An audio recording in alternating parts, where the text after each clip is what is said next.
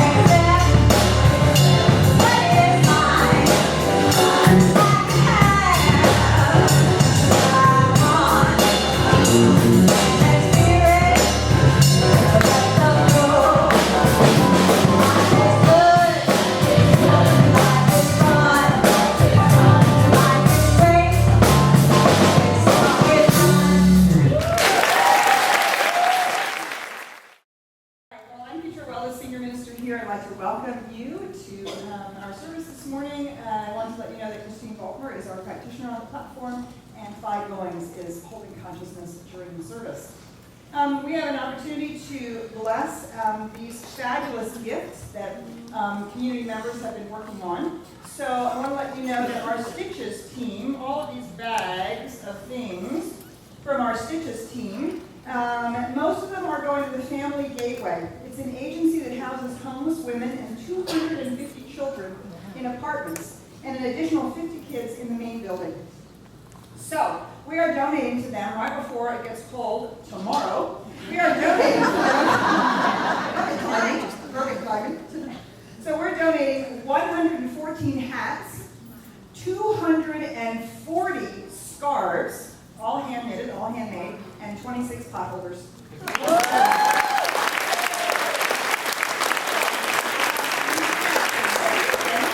We also support the Shriners Hospital for Children. They have currently 70 inpatients and 150 outpatients. And so 35 lap blankets have been either crocheted or sewed or made in some way for the kids to be using in wheelchairs. So those will all be going from our Fabulous Stitches team to these great places and these lovely people. Now, in addition, we have our Thanksgiving baskets that we are collecting for Gooch Elementary School. A number of you have also donated in the bookstore. We could still use some more donations to get as many baskets as we possibly can to give to the kids at the Gooch Elementary School. So many of them live below the poverty line, and without these baskets, they won't have a Thanksgiving dinner. So if you have not had a chance to make your basket or haven't yet made your donation, please go to the bookstore and do so. The bookstore is also having a pre-holiday sale. There's a bunch of stuff on sale for 15 and 25% off to move it out to make room for the fabulous new Christmas merchandise, so there's no reason to go over there. But we definitely want to be able to support our adopted school. So please do think about what you can provide for them today. Our volunteers will go buy the stuff for the baskets, and they'll be donated later this week. So, and then there's this space over here in between, and right here, I invite us to imagine, as we do the blessing here, I invite us to imagine all of those people still without power or homes or food on the East Coast, who are still digging out from underneath those horrific storms and getting their lives back together. So we're going to put all those people in consciousness and that whole area of our country right here. You know, there's so many ways to donate to the Red Cross. You can donate money to them. We also have a group called Go Solar, which is a science and mind group that goes into disaster areas and helps out. The information is on our website. So if you are interested in going and being a part of that, sorry, not the website, Facebook page.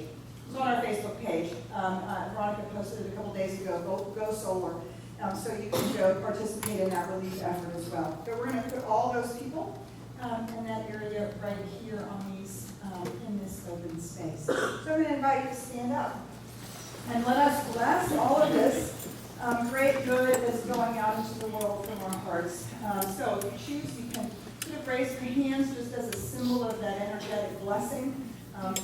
Feeling us fill all of this space with the energy of our love. And if you would repeat after me, I bless with my love. I bless with my love. I embrace with my warmth. I embrace with my warmth. I lift with my joy. I lift with my joy. All those in need. All those in need. I send this good forth. I send this good forth. To do great work. To do great work. And to bring health and happiness. And to bring health and happiness. To wherever it goes. To wherever it goes. And so it is. And so it is. Amen. Amen. Thank you. You may be seated. All right. So we've had an opportunity then to bless all of this, and we want to take the opportunity now to welcome and bless any of our newcomers. If this is your first Sunday with us, our ushers do have a gift for you. They have a little DVD with some information and a card that you can fill out to get on our mailing list. So if this is your first Sunday with us, we'd love to say welcome and hello. All we ask is that you raise your hand and let our ushers give you a gift and let us welcome you. So if this is your first Sunday with us, we'd love to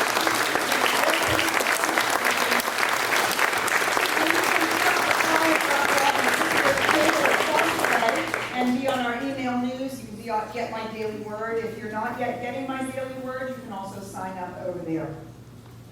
All right, we're so grateful that you're all with us today as we actually feel like we're starting to finally enter into fall. With love in our hearts and warmth in our hands, let's stand and greet each other. Good morning. Good morning. events here, and it gives me pleasure to serve you as the Sacred Service Ministry and Circle of Life Director. And we're here at the SSM slot to recognize the wonderful performance of a few of our teams here at the Center for Spiritual Living. The first group is the Sacred Service Ministry Ritual Department teams. And those teams are the ritual, the labyrinth, and the prayer and meditation. And if you are members of any of those teams, please join us here up on the platform. The ritual team provides a basic blueprint of how to bring healing and life-enhancing qualities of ritual into our everyday life by finding sacred space in every aspect of our life. The second group of people we want to recognize are team leaders, volunteer team leaders of our Circle of Life social support groups. And if you are a team leader of any of these teams, please come and join us also at the platform. And these teams, these social groups are Circle of Men, Circle of Women, Dinner Friends, Gay Men's Circle, Empowerment, Spanish Ministry, Spirit, Mind, and Body, Wisdom Group, and Young Adults. These are all that does so much for us. Let us show our gratitude. Please stand and join me in a grateful song. And we are grateful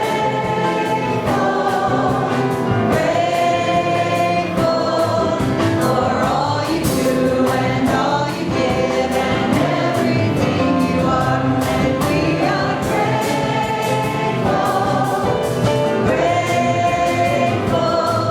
for all you do and all you give and everything you are.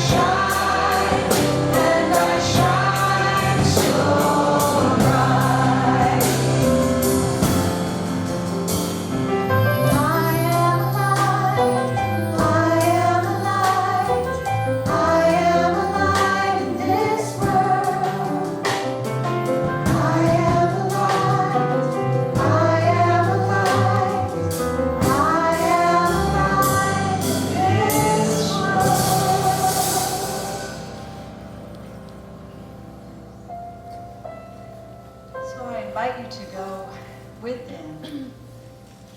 It is as though this room is a pool and all of that light is shimmering, and each of those shimmers is you. What I know to be true is that every beam of light does not exist on its own, but it is, in fact, one with the source of light, just as a sunbeam is always connected to and sourced in the one divine and perfect and beautiful light. A light that can never be daunted by anything opposite, just as nothing in your life is ever separate from the one true source. And so, in this moment, I invite you to step off the edge and into that pool of light, reaching deep into it and lifting it and pouring it over your being and letting it spread out. Blessing all around you, in front of you, behind you, and those yet to come into your life. Remembering always that you are that light. Let it shine. And so it is.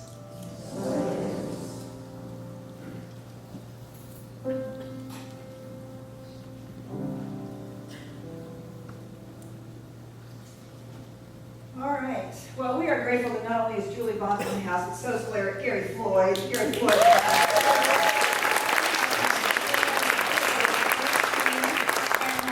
So part of what all this is about is we're very excited to let you know that some of the music that was recorded last year is finally available on a CD just in time for the holidays. So CSL Live 2011 is for sale across the way. It's all of our music, all the music that you know and love. And it's a fabulous way to take it home and have it for yourself to be uplifted by. It's also a great way to introduce people to us and to what it's like. You know, sometimes people are like, oh, I don't know if I want to come on a Sunday morning, and so you can give them this for them to have a feel of it.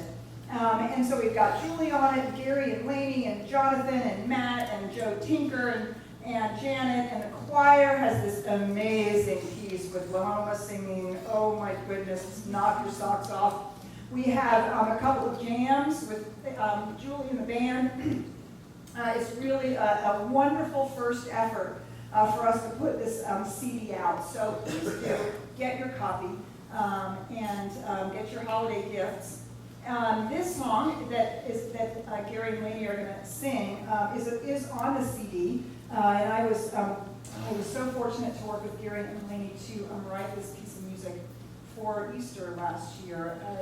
We're so blessed with extraordinary musicians, and it was my honor and privilege to work with Gary and Lainey and create this piece of music.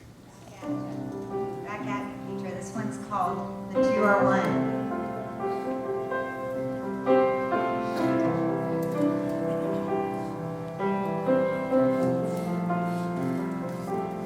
With my hands, I break this bread. It needs my heart to make it whole. Gathered in this sweet abandon.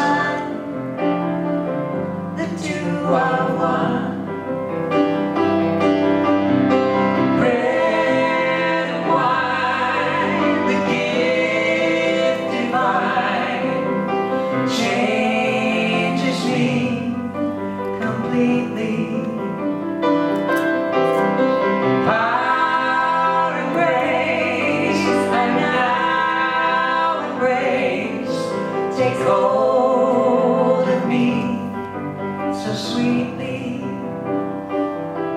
with our hands.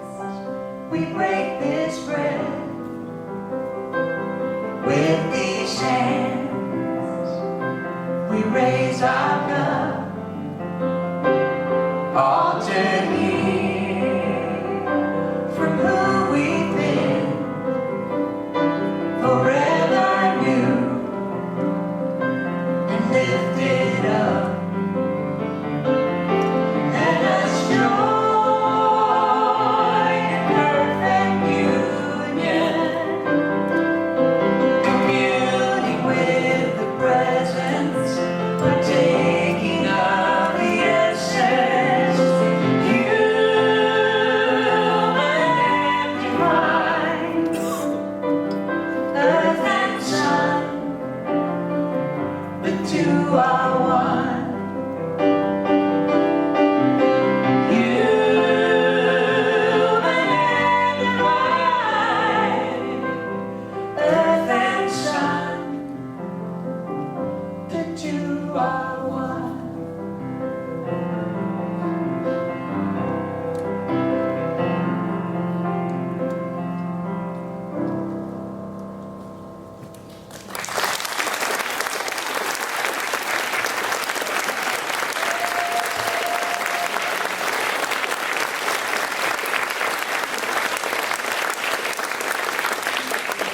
Thank you, Carrie and Lainey, and all of our amazing, amazing music. Yeah, well, it seems like there's lots of thank yous in order, lots of gratitude. That's our theme for the month, gratitude. And it seems incredibly appropriate since we're celebrating Veterans Day this weekend to honor those who have served so amazingly for our country. So if you are a veteran in the room and this is our opportunity to acknowledge you, I'd love for you to stand and let us have a moment of gratitude for your work and your willingness.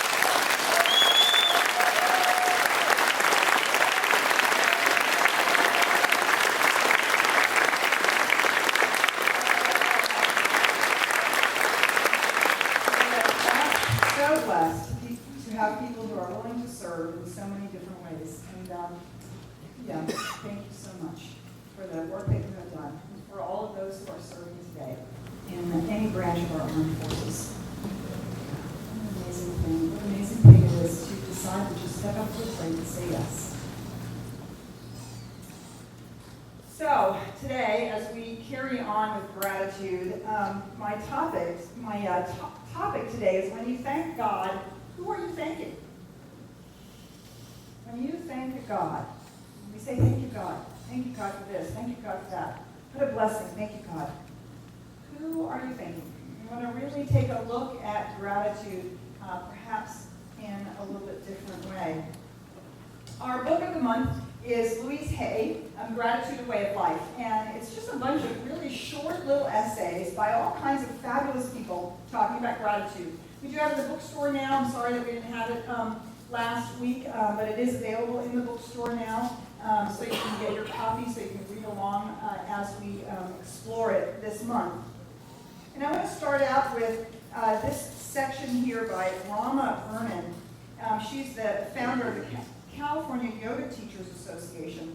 And this is entitled Gratitude, a Silent, Unspoken Prayer. The word gratitude is defined by Webster as the quality of feeling or being grateful. Or it might also mean to be filled with greatness or grace. So gratitude is the quality and feeling of being grateful. It also means to be filled with greatness or grace. Gratitude is the giving of thanks, not one day a year, but every day, every minute, and with every breath. Its expression within our lives and with others blossoms into the realization that we are whole and complete within ourselves. Do you see, gratitude blossoms from the realization of the good that we have. We're not trying to convince the universe to give us good. We're not trying to bargain with God to get good. When we experience gratitude in the deepest recesses of our being, it is that state that allows us to express this notion, this realization that we are whole and complete within ourselves. What an amazing thing to discover. To discover that nothing out there needs to be fixed. Nothing in here is actually broken. She goes on to say this: gratitude has been like a prayer, silent and unspoken for me. When sent forth from the center of our soul, it acts like a winged messenger, transforming personal ambitions and petitions of needs and wants into a transcendent view of life's cycles and patterns. How often we say thank you, and we think we're saying thank you, God. Oh, thank you for making this happen. Oh, thank you for, we're so grateful that this thing has changed. And when we say thank you in that sense, we're thanking something outside of ourselves. And that's not the gratitude we're talking about. Deep gratitude that comes from the recesses of our being, from that deep inner place, is this transcendent view of life's cycles and patterns, where we can be so grateful for how things are unfolding. We can see our place in it. We can see its part in the larger scene. We can see how life is making itself manifest. And what a wonderful response. Really, there is no other response to this profound sense of gratitude. As we express gratitude, she says, with every breath, we become a symphony of compassion, love, and understanding. Gratitude carries us to the heights of the higher vibratory frequencies, transforming cellular pockets of tension and dis-ease. You see, gratitude, it's not about thanking God. It's not about taking those just moments when we say thank you because something has changed or something has happened. Gratitude is actually an attitude that we want to walk around in life with. An attitude that sees the good, that sees these larger patterns, it even allows us to be grateful when, well, maybe it's not so good. Maybe something didn't work out. Maybe it didn't happen. Maybe it wasn't what we wanted. But we can step back and we can begin to see the larger pattern and we can remember, oh yeah, something happened like that 10 years ago. At one point it wasn't the way I wanted and it turned out to be this great blessing. So we can be grateful for it. Or it was an opportunity to learn something, grow in a new way, open myself in a new way. Do you see? So when we can see it from that larger point of view, we have the opportunity to move into gratitude. Gratitude is this attitude with which we walk around in the world with. Now, there's something really interesting that the next person I'm going to read is Dan Millman, who wrote The Way of the Peaceful Warrior. He talks about different kinds of gratitude and maybe differentiates our thankfulness in a way that is very interesting. He says there's a difference between social gratitude, which is basically politeness, right? Thank you for holding the door for me. Thank you for getting the piece of copy machine, the paper out of the copy machine. It's basically being polite. We have social gratitude. Then we have conventional gratitude. Conventional gratitude he talks about as bargaining. I'm grateful to you because if I'm not grateful to you, then maybe you won't give something to me next time. How many of us, I was certainly taught that, your grandmother's going to stop giving you gifts if you don't write her thank you notes. That's a bargaining kind of conventional gratitude. Sometimes conventional gratitude is like relief. It's not really gratitude at all. Actually what we're expressing is relief. Oh, thank God I didn't get sick. Oh, thank God I missed that accident. Oh, thank God that didn't happen to me. Thank God I didn't lose my job. We're really not expressing gratitude. We're actually expressing relief that this bad thing didn't happen to us or that we're okay. And he goes on then to say that so there's social gratitude, conventional gratitude, and finally transcendent or transformational gratitude. And this gratitude is in the inner attitude or state of being that we're talking about. Now, Now, the reason this is important is because sometimes in our spiritual life, we're grateful because we're used to being polite. And you know the universal law doesn't need us to be polite? The universal law does not respond to the authority of our word because we said please and thank you. Just like mathematics doesn't help you take care of your checkbook because you said please and thank you to the principle of mathematics. Please mathematics, please principle of mathematics, will you please help me do this addition and subtraction today? Oh, thank you, I'm so grateful it worked. I can balance my checkbook today. Do you see? The principle, the universal principle, the law of cause and effect, it is the spiritual law, just like the natural laws, doesn't need us to be polite. So gratitude, that our spiritual gratitude is not out of politeness, nor is it out of bargaining. Well, I know that Spirit, and I've heard people say this, well, I know that Spirit will answer my prayers if I'm more grateful. That would be called bargaining. That's what that's called. If I'm good, then I'll get the goodies. If I behave well, that's when we we actually think somehow that God is like Santa Claus. Really, and we're on either the naughty or the nice list. And so we think that gratitude, gratitude is going to get us on the nice list. Because we're behaving nicely, we're behaving in a conventional manner, we're being grateful. Okay, so neither of these things are the point. The attitude of gratitude that we're talking about is something very different. He says this, transcendental gratitude goes beyond these social conventions. Instead of feeling grateful to someone,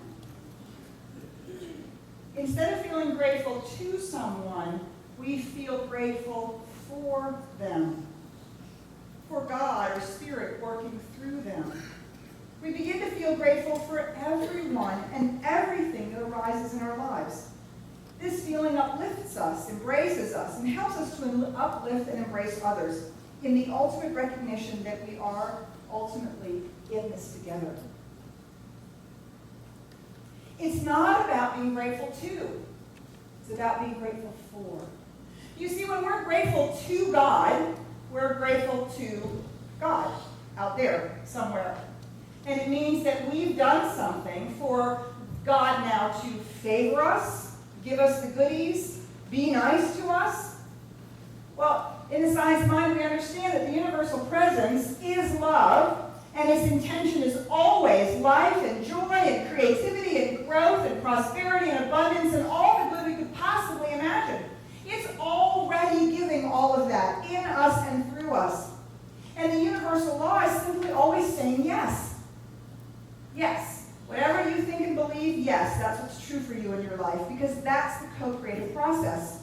It is done unto us as we believe.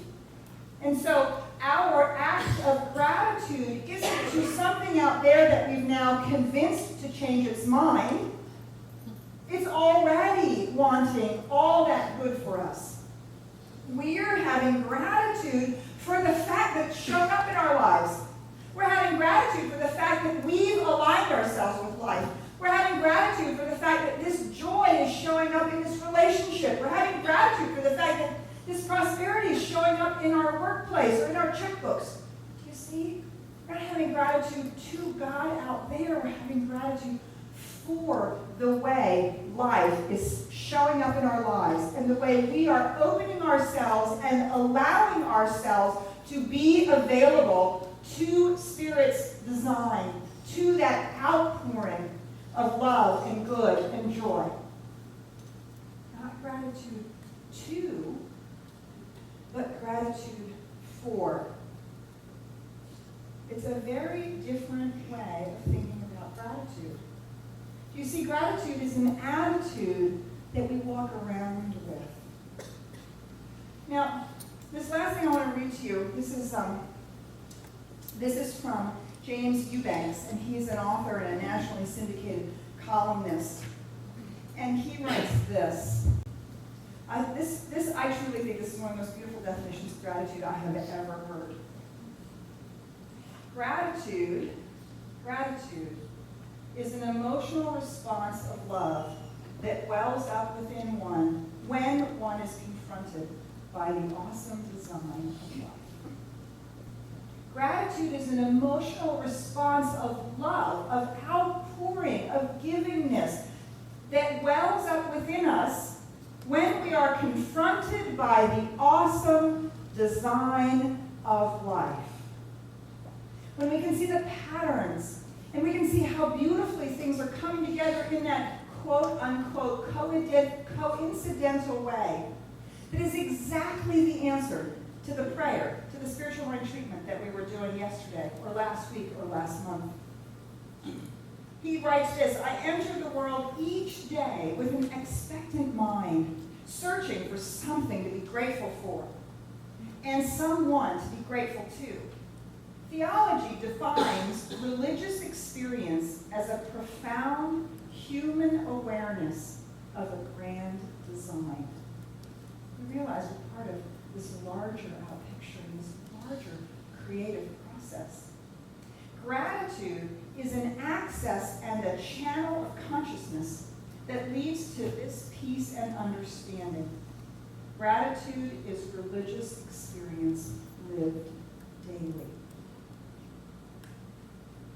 When we see the awesome design of life, both in the beautiful, grateful, gorgeous times, and even in the not-so-great times, we know that somehow good comes of it. We know that somehow learning comes of it. We know that something will be revealed, that someday we'll look back and go, oh, that's what that was about.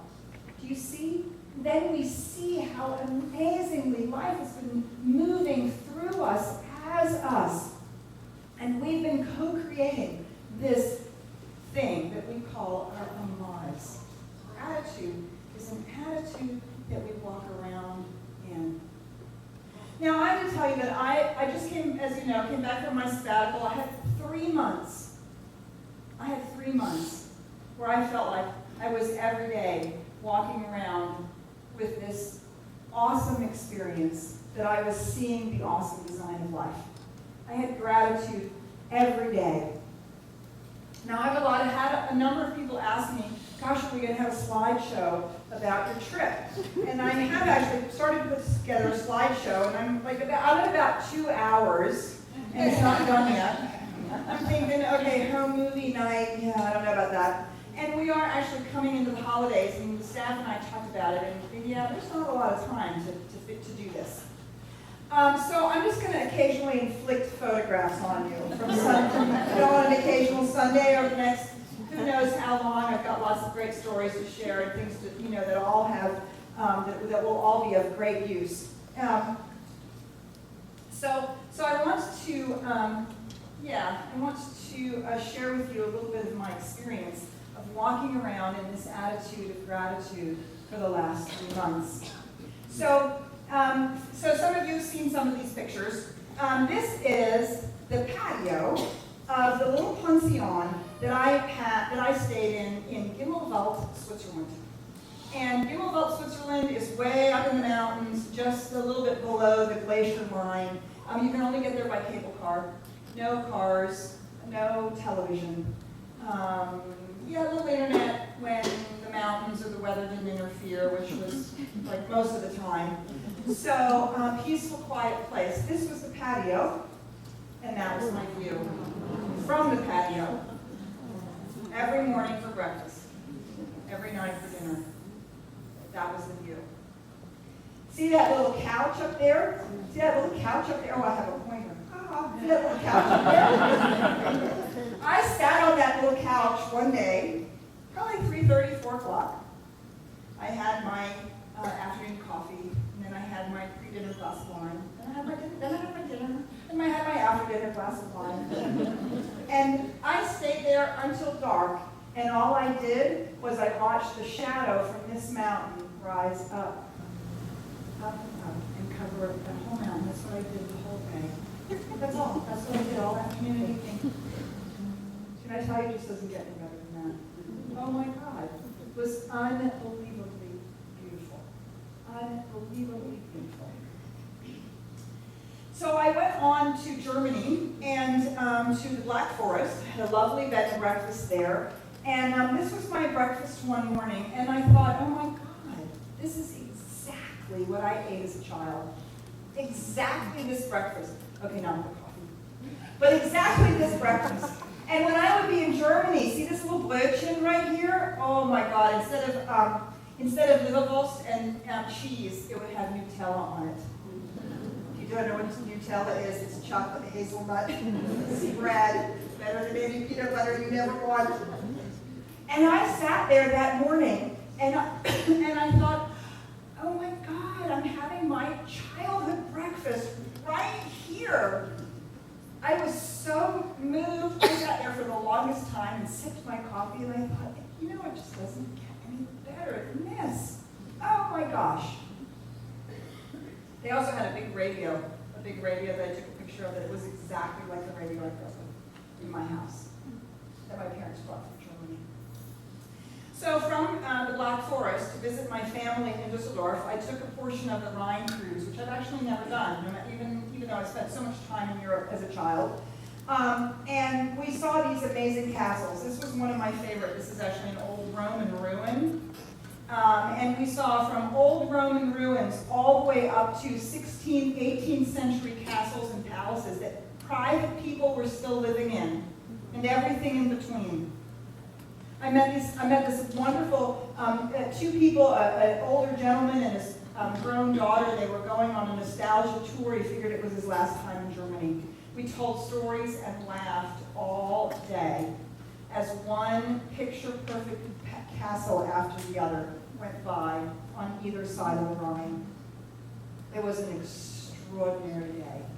And I thought, man, it just doesn't get better than this. This is so beautiful, it's so amazing, and here I am having this experience.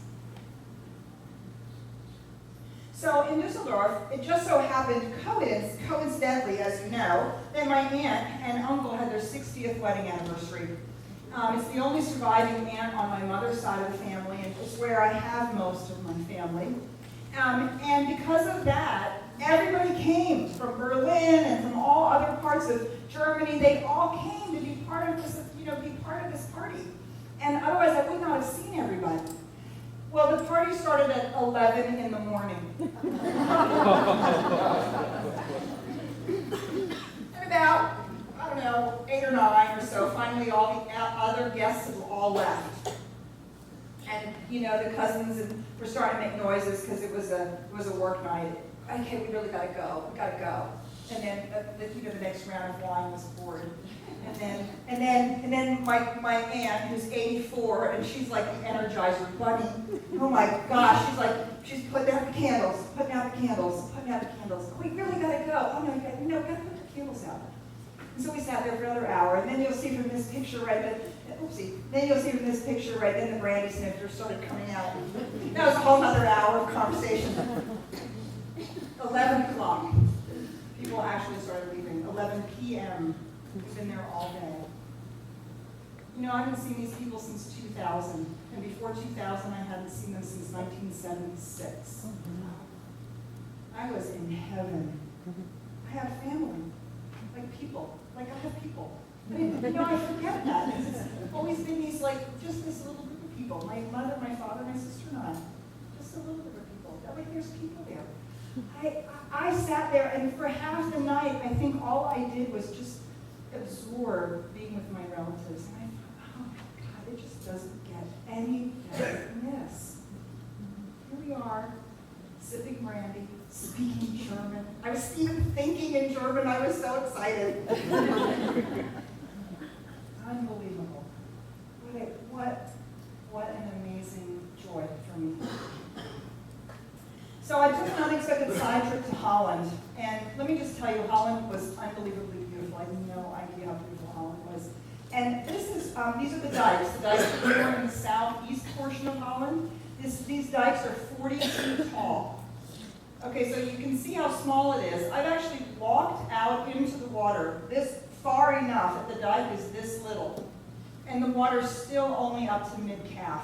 You can walk way, way, way out when the tide's out. And I fell in love with these beautiful windmills. We have them in big farms. In Holland, every little town has 3, 4, or 5 windmills. Every one of them. And every one of them is making electricity for the town. The dikes are actually covered, they use them like they grow hay on them. It's not just mowed grass. They use every square inch. And when I got to Holland, I said, I want to go on the dikes, and I want to swim. I want to swim off the dikes. Well, I already had fall in Germany. I was getting my warmer clothes. I tried to go buy warmer clothes because I didn't have enough warm clothes. This day, I'm out here in the water. I'm in my bathing suit. It's 85 degrees. It's the last day of summer. Somehow, magically, summer came to Holland on the one day that I gave myself to go to the ocean. It just doesn't get any better. It doesn't get any better than this. Oh my God, it was unbelievable. Holland was so beautiful. I felt like I was walking around in a Rembrandt painting. I don't know if you can see it here, but I felt like I was walking around in the paintings of the Dutch masters. Actually, I got so enthralled by the countryside and these trees and the clouds that we had to go to the Rijksmuseum so I could actually see the paintings. And sure enough, you could see this countryside in their paintings. It was so beautiful. And after the grandeur of Switzerland, which felt like it just broke me open, Germany was very comfortable. I felt like I'd come home. Holland was very intimate. Everything was very small. It was a beautiful transition from one country to the next. So then I went to France, and of course I speak no French. Not only do I not speak any French, but I have a terrible French accent. So I don't even like to say anything in French. And up until now, I've done everything by train. Everything by train. But in France, it's a little too complicated. I'm a little too far out. I'm out in the countryside. And so I have to have a car. Well, I don't know anything about driving in Europe. They have lots of weird other rules that I don't know about. And some of our rules they don't have, like you can't turn right on red. It's a good thing somebody told me. So I had somebody actually give me some lessons, teach me some French, came and helped me pick up the car. So here we are, I've just picked up the car. And I say, okay, we've got to have afternoon coffee. So we go into the square of the town of Chartres, we go into the square, and it's 5:15, every outdoor chair is taken. We have to wait for someone to get up. And here I am, chocolate macaroons with European French coffee. Oh my God, it doesn't get any better than that. Oh my God, it was fabulous. And it was just, and the square was filled with people till about 6:15. By 6:30, everybody was gone because they had their afternoon coffee. You know, they don't start eating until 8. This is afternoon coffee. This is not dinner hour. Oh my goodness. Oh, it was so good. It was really, it just, and then I had my little car and I'd already driven and I'd already okay, I think I can figure this out. It'll be good. I went to a town called Vézelay, and it's one of the jumping off places for the El Camino de Santiago, which in France they call the Camino Jacques-Baptiste de Compostelle. And it is the pilgrimage from Europe into the one famous Santiago church in Spain. And it's been a pilgrimage for over 1,000 years. And part of the reason why I went here was because I wanted to walk on it for a little bit.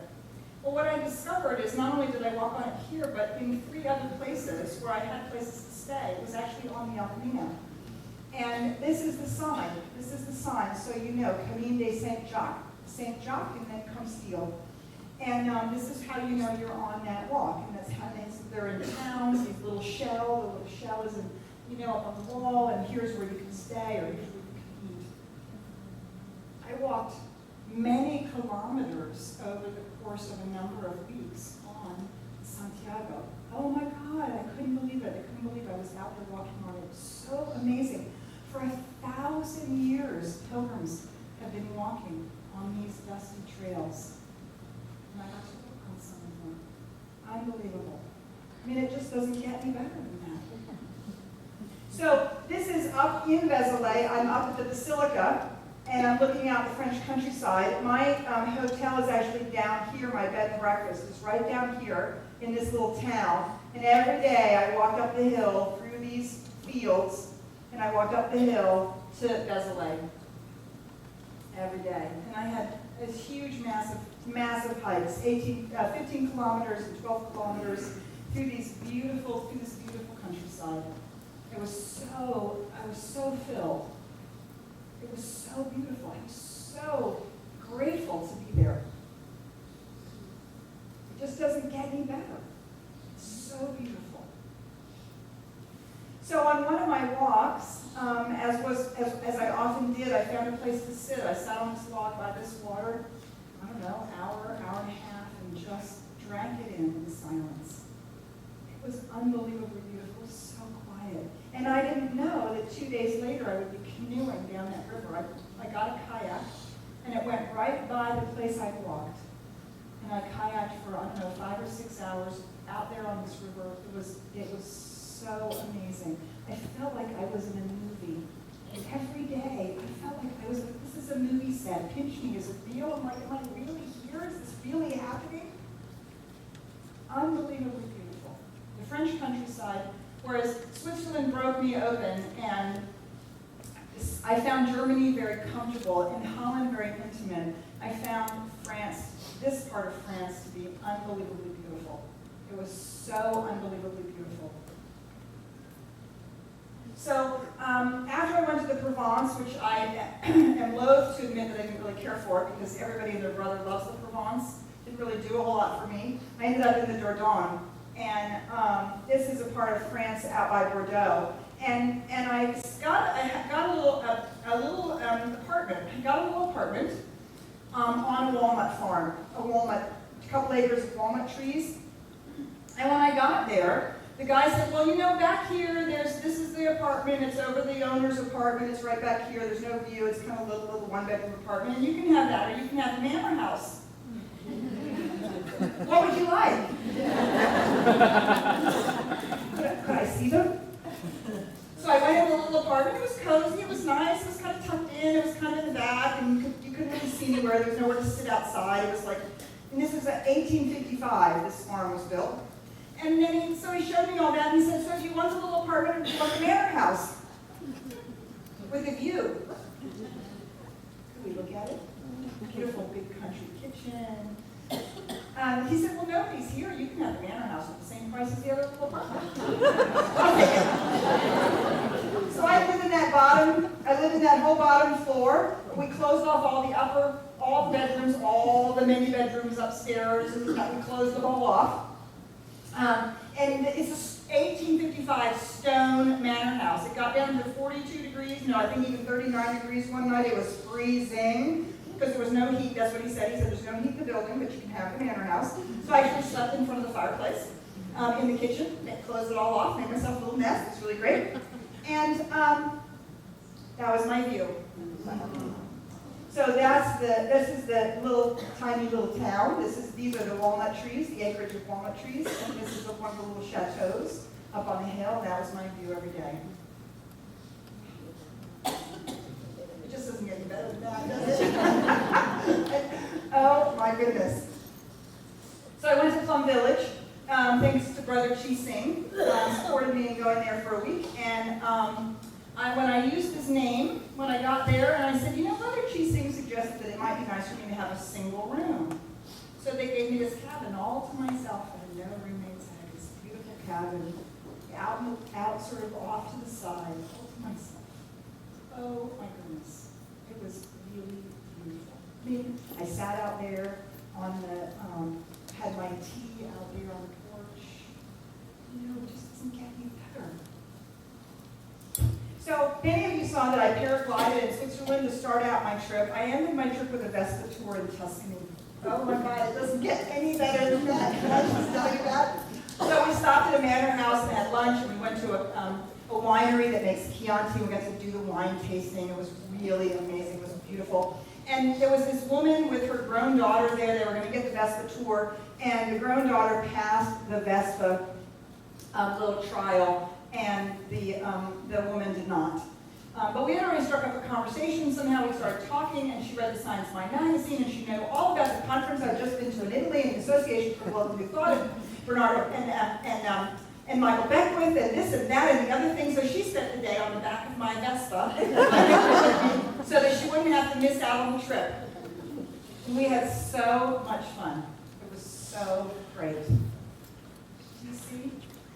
It just doesn't get any better. And what was so amazing, what is so amazing to think about, when we think about gratitude, we have those those moments. We have those moments where we think it just doesn't get any better than this. At least I'm hoping you're having those moments. I'm hoping you're paying attention to them. I came home, I had lost 12 pounds. Oh my God, it doesn't get any better than that. Clothes that were a little snug now fit me perfectly. It was really great. We had a table broke in the backyard in a big storm. It was the second time the glass table was shattered. And so yesterday and today, 2 days ago and yesterday, I've been retiling the table, repurposing the table with a bunch of tile from the garage. And gosh, it's so much fun. I love doing stuff like that. You know, and I thought, I was out there yesterday, it was sunny, and I was tiling, and I thought, oh, this doesn't get any better than this. And then I came home to you. Doesn't get any better than that.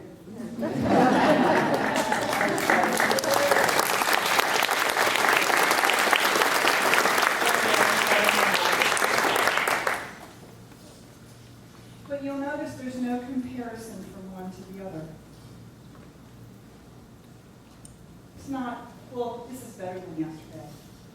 Or this will be better than tomorrow. Or tomorrow will be better than this. The attitude of gratitude is being so perfectly in the moment, at this moment. Oh my God, we have Julie Bonk and Gary Floyd in the house at the same time. Doing music. I mean, it doesn't get any better than this.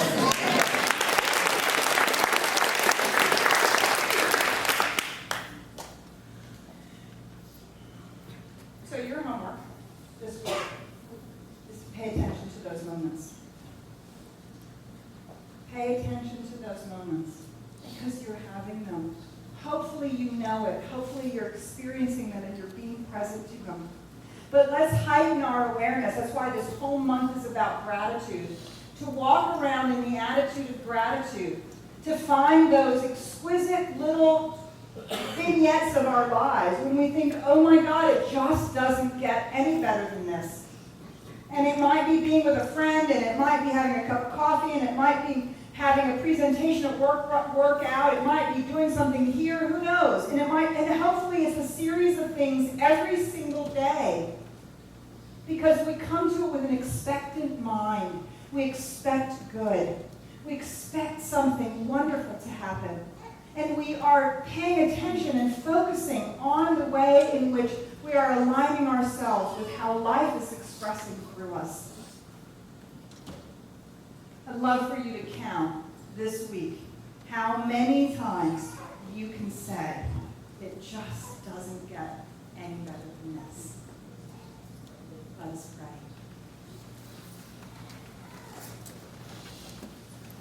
Take a deep breath with me as we go within. Finding that still and quiet place. It is from this place that our gratitude grows. Knowing and remembering that there is one presence and power, one life, one infinite reality. It is the ground of all being. It is the source from which all life springs. It is the source of our lives and the lives of all beings everywhere. That one life is already whole, perfect, and complete.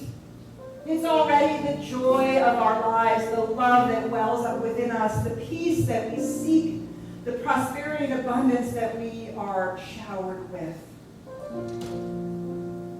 That one life is already expressing right here, right now. All we need to do is turn. Move ourselves out of the way, get the shadow of our fear and doubt, our uncertainty, our unworthiness, our stories, whatever it is, move that shadow away. So the light can shine into our lives and on our lives. That the good is revealed. And our heart wells up with love at the awesomeness of the design of life. We welcome this design, for we know that it is for good, for growth and love and joy, for ourselves and for all of those that we hold in our minds and hearts, everywhere across the planet. We allow this gratitude to well up, recognizing that when we know the truth of our being, when we know that God is present and Spirit is our and love is the answer, and the law is available to us, it just doesn't get any better than this. Call it good, so very good. Let it be. And so it is.